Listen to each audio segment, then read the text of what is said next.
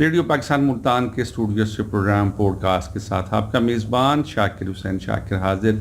آج ہماری خوش قسمتی ہے کہ ہمارے ساتھ اس خطے کی ایک ایسی شخصیت جو شاعر بھی ہیں, نعت گو بھی ہیں, نعت پڑھتے بھی ہیں, اور اس کے ساتھ ساتھ جسے کہتے ہیں نا کہ شعبہ ابلاغیات پاکستان ٹیلی ویژن کے سینئر پروڈیوسر ہیں, نقاد ہیں, خاکہ نگار ہیں, اور ادب کے موجودہ منظرنامے پر گہری نظر رکھتے ہیں.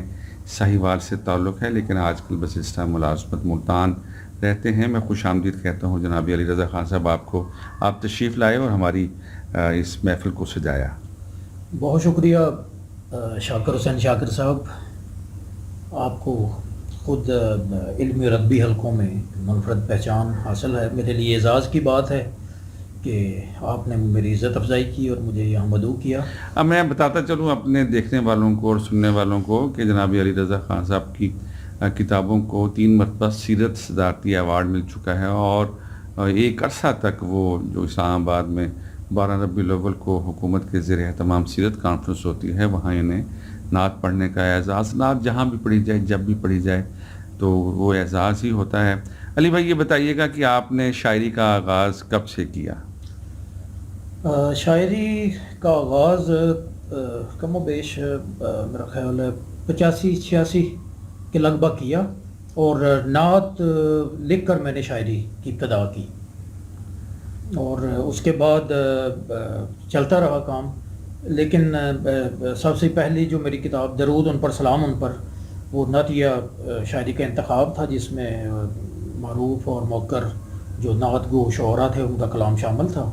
اس کے بعد میرا اپنا غزلیہ مجموعہ چھپا جس میں ڈاکٹر وزیر آغا, افتخار عارف, سلیم کوثر جیسی شخصیات نے لکھا, اور اس کے بعد 8 کتابیں اب تک میری آ چکی. اچھا, اب آپ نے بتایا کہ غزل کا مجموعہ بھی آیا, نعت سے آپ نے شاعری کا آغاز کیا, پھر نعتوں کا انتخاب, پھر آپ کی نعت کے اوپر اپنی کتابیں. تو بنیادی طور پر آپ کی جو شخصیت ہے وہ نعت کے حوالے سے جانی جاتی ہے, پہچانی جاتی ہے.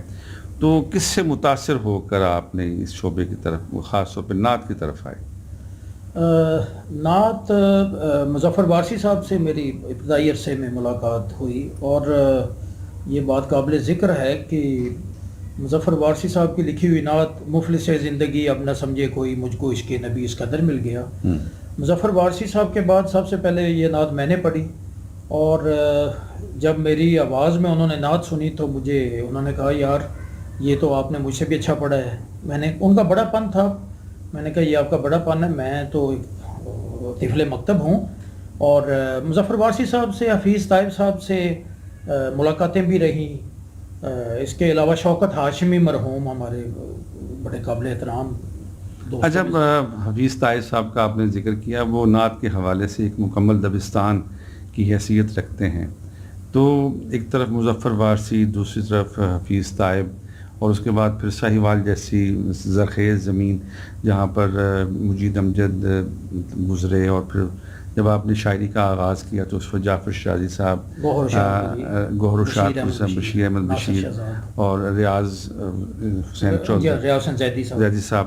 تو یہ ایک بڑا مطلب میں سمجھتا ہوں کہ آپ کی تربیت میں ان اساتذہ کا بھی. شوکت ہاشمی صاحب نے 3-4 نعتیہ مجموعے وہاں ترتیب دی ہے ساہیوال کے عرصہ ملازمت کے دوران.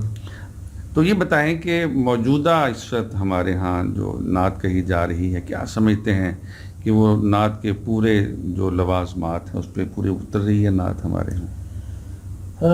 نعت جو لکھی جا رہی ہے وہ اور طرح کی ہے, اور جو ہمارے نعت خوانان جو ہیں ان کے پیش نظر معیار نعت کا کوئی اور ہے. تو نعت کے لیے نعت لکھنا تلوار کی تیز دھار پہ چلنے کے مترادف ہے. اس سے تھوڑی سی لغزش سے آپ جو ہے نا وہ اس میں گناہگار ہو سکتے ہیں. ظاہر ہے کہ جس شخصیت کے بارے میں آپ لکھ رہے ہیں ان سے ہماری محبت, عقیدت, مودت وہ تو طے شدہ ہے. جی. اور اس کے اندر جب ہم منظوم ان کو خراج تحسین پیش کرتے ہیں تو بہت احتیاط کی ضرورت ہے. جی بالکل صحیح آپ نے فرمایا. اس وقت جو نعت لکھی جا رہی ہے اس میں نعت تو ہر شاعر نے لکھی ہے, لیکن نعت کے حوالے سے موجودہ جو ہے وہ کافی کام ہو رہا ہے, کافی نعتیہ مجموعے جو ہے وہ مسائل شہود پر آ رہے ہیں، اور نعت میں ادب اور احترام کا، حرمت جو ہے رسالت مآب صلی اللہ علیہ وآلہ وسلم کا پہلو پیش نظر ہونا چاہیے. اس میں جو ہے نا بہت منتخب مضامین اور منتخب خیالات جو ہیں وہ پیش کیے جانے چاہیے. جبکہ ہمارے افسوس کے ساتھ ہمارے ہاں جو عوامی جو محافل ہوتی ہیں ان میں اس تقدس کا جو ہے وہ خیال نہیں رکھا جاتا. اچھا، آپ محافل نعت کی بات کر رہے ہیں. ایک روایت ریڈیو پاکستان کی ہے کہ جو ہر سال ربیع الاول سے پہلے نعتیہ مقابلے منعقد کروایا کرتی تھی. ایک روایت وہ ہے جو ٹیلی ویژن نے قائم کی. ایک وہ ہے جو نجی سطح پر ہمارے ہاں مطلب لوگ تقریبات کا اہتمام کرتے ہیں، مقابلوں کا اہتمام کرتے ہیں.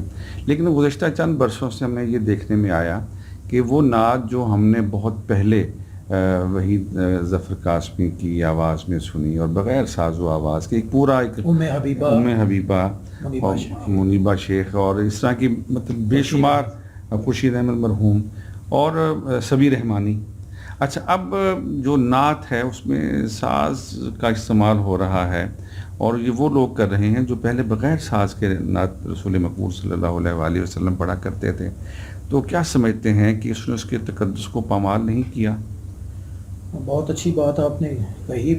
نعت کے تقدس کا تقاضا ہے کہ انسان بند آنکھوں کے ساتھ بارگاہ سرور کونین صلی اللہ علیہ وسلم میں پیش ہو اور دنیاوی منفعت اور کسی قسم کا فائدہ جو ہے وہ اس کے پیش نظر نہ ہو. اب اصل میں معذرت کے ساتھ یہ جو کمرشلزم نے جو ہے نا یہ بہت ایسی روش آ گئی ہے کہ جو حاضرین ہیں ان کی ڈیمانڈ ہے، وہ گانوں کی طرزوں کو پسند کر رہے ہیں. نعت خواں گانے کی طرز پہ نعت پڑھ رہے ہیں، لیکن وہ تمام حاضرین کے ذہن میں وہ گانے کی جو موومنٹ ہے، وہ اس پہ جو فلمی دھن ہے وہ وہاں پھر رہا ہے.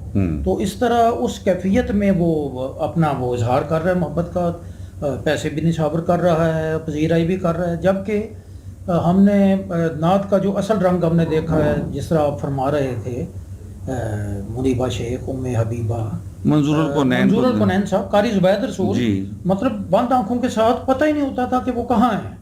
ایسی ہے. تو یا لاہور میں جنہوں نے پنجابی نعت پڑھی، جی پنجابی نعت پڑھنے والے بڑے بڑے لوگ تھے. اب جو ہے وہ اس کی روش چینج ہو گئی ہے، جو کہ لمحہ فکریہ ہے. نعت کا تقدس جو ہے وہ دوبارہ سے یقیناً اللہ پاک کے کرم سے بحال ہوگا، اور جو صحیح پڑھنے والے ہیں، نعت کے صحیح آہنگ اور رنگ کو جو ہے نا اختیار کرنے والے ہیں، وہ یقیناً جو ہے نا وہ باقی رہنے والا حوالہ ان کا ہی ہوگا. علی رضا صاحب، یہ فرمائیں کہ آپ بھی ترنم سے نعت پڑھتے ہیں اور یقینی طور پر کسی نہ کسی جگہ پر متاثر ہوئے ہوں گے اپنے کسی سینئر سے، تو وہ بتانا پسند کریں گے کہ جس کو سننے کے بعد آپ نے چاہا کہ آپ بھی ویسی ہی نعت پڑھیں؟ جس طرح آپ نے نام لیے منظور الکونین صاحب، اسی طرح قاری زبید رسول تھے. قاری زبید رسول جن کی پڑھی ہوئی قصیدہ بردہ شریف ان کا بڑا معروف ہوا، اور وچھوڑے دے میں صدمے روز چلنا یا رسول اللہ، کرا میں تیریاں دن رات گلاں یا رسول اللہ، پھر خوشبو ہے دو عالم میں تیری ہے گلے چیدہ. حفیظ طیب صاحب کی نعت بڑی معروف ہے. یہ وہ لوگ تھے جن کو سن خورشید احمد، ہاں جی، ان لوگوں کو سن کے ہماری تربیت ہوتی تھی. باقاعدہ تو ہم نے نہیں سیکھا، لیکن سن کے یہ بڑا اچھا زمانہ تھا. محمد علی ظہوری قصوری صاحب کا میں شاگرد ہوا، لیکن ان کے پاس زیادہ آنا جانا نہیں رہا، لیکن وہ جتنا تعلق ان کے ساتھ رہا ان سے ہم قصبے فیض کرتے رہے. اعظم چشتی، بالکل، حضرت اعظم چشتی بہت بڑا نام. لیکن یہ ہے کہ یہ منظور الکونین، حضرت اعظم چشتی، نذیر حسین نظامی، یہ وہ لوگ تھے جن کا نام باقی رہنے والا ہے نعت کے حوالے سے، اور ان کا جو ہے وہ لاشعوری طور پہ کچھ نہ کچھ انسان حاصل کرنے کا وہ عمل جاری رہا، جو ہمارے کہیں آپ کو اگر نظر آئے گا تو ان کی متاثر ہونا. علی بھائی، آپ سے ہم مزید باتیں کرتے ہیں، لیکن چونکہ ہمارے پروگرام کا ایک وقت بڑا محدود ہے اور ہم اس محدود وقت میں چاہیں گے کہ جہاں ہم نے اتنی باتیں کی ہیں تو آپ تشریف لائے ہیں تو اس موقع سے فائدہ اٹھائیں اور آپ کی آواز میں کوئی آپ ہمیں اپنی کوئی نعت عطا کریں، یا جو آپ کی پسندیدہ نعت ہے وہ ہمارے دیکھنے والوں کے لیے. جی، میں اپنی ایک نعت پیش کرتا ہوں. جی، بسم اللہ.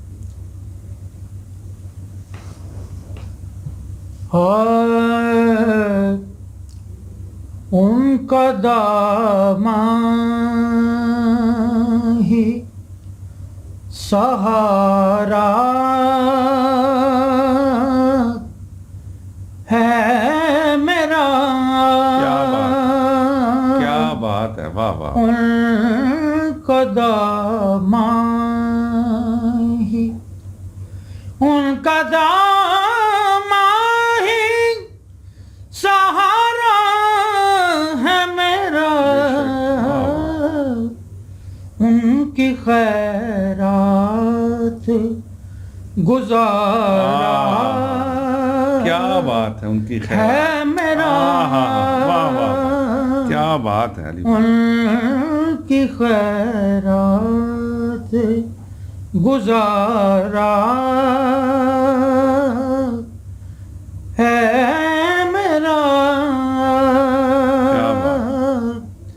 دیکھتا رہتا ہوں طیبہ کی طرح، دیکھتا رہتا ہوں دیکھتا رہتا ہوں طیبہ کی طرف. اب یہی شوق نظارہ کیا بات ہے میرا. شوق نظارہ کیا اب یہی شوق نظارہ کیا بات ہے میرا.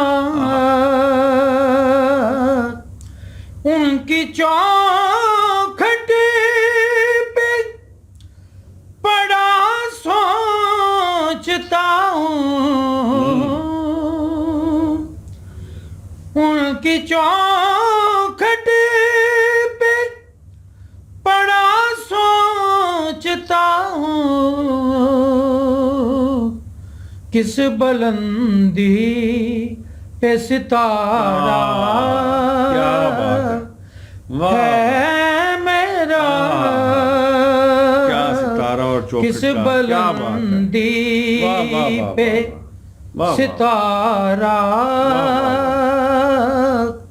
ہے میرا. ایک دنیا میں فقط آپ کی ذات، ایک دنیا میں فقط آپ کی ذات، جس نے ہر کاج سنوارا ہے میرا. کیا بات. جس نے ہر کاج سنوارا ہے میرا. آپ کا قرب کمائی میری، آپ کا قرب کمائی میری. آپ کا ہجر خسارہ ہے میرا. بھائی بڑی خوبصورت نعت ہے. واہ آپ کا ہجر خسارہ، ہجر کو خسارے میں باندھنا کیا بات ہے. غم کے طوفان سے سفینہ کا، غم کے طوفان سے سفینہ کا آپ نے پار اتارا ہے میرا. آخری عرض کر رہا ہوں. میرے آقا ہے رضا جب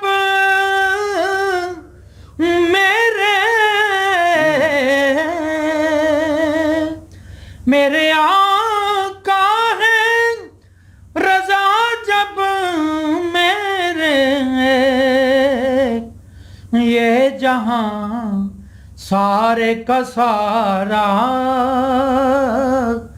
है मेरा उनका दामन। वाह वाह वाह वाह अली भाई, कमाल कर दिया, समा बांध दिया। क्या खूबसूरत नात, और जिस अंदाज से आपने पढ़ा उसने हमारे दिलों को मुनव्वर किया। जी नाज़रीन, मैं शुक्रगुज़ार जनाब अली रज़ा ख़ान साहब का तशरीफ़ लाए और हमारी आज के इस प्रोग्राम को खूबसूरत बनाया।